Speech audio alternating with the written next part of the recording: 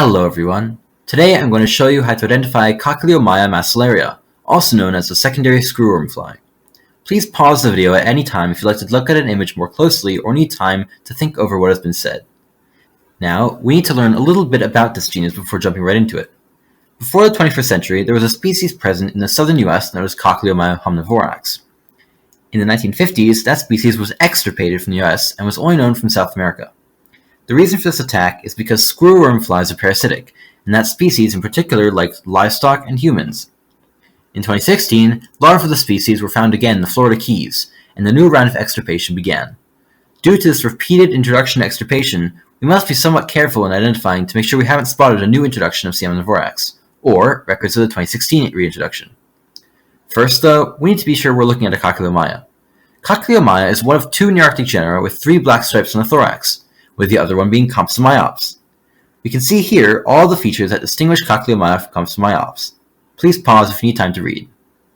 Once we are certain that the fly is a Cochliomyia, it's time to identify the species. In the Arctic region, there are 2 species that are known to be present, C. macellaria and C. eldricki.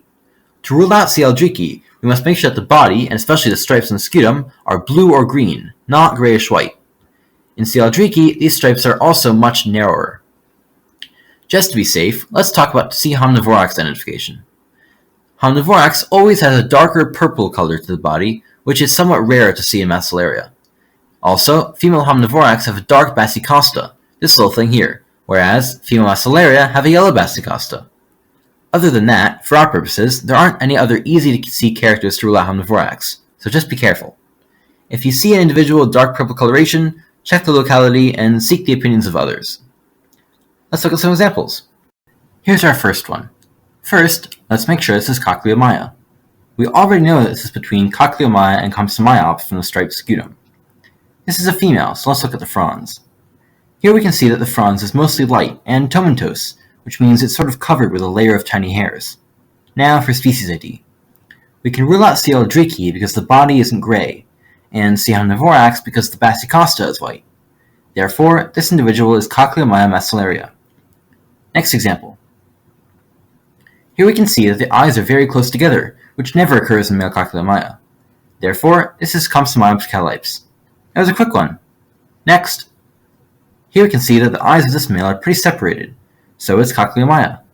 This individual is a very deep purple color, and it was found in the Florida Keys, so as we can see here, it is C. homnivorax. Another clue is that it was found in early 2017, right when the sterilized males were released in Florida, so this is likely one of them. Last example. The eyes of this male are rather separate, so this is Cochliomyia. We can rule out C. eldricki and homnivorax by the color, which is greenish. If it was gray, we want to look again at the width of the stripes in the scutum to rule out C. eldricki. So this is C. macellaria. Thank you so much for watching this video. I really hope this was helpful. Please let me know if you have any questions in the comments. Thank you.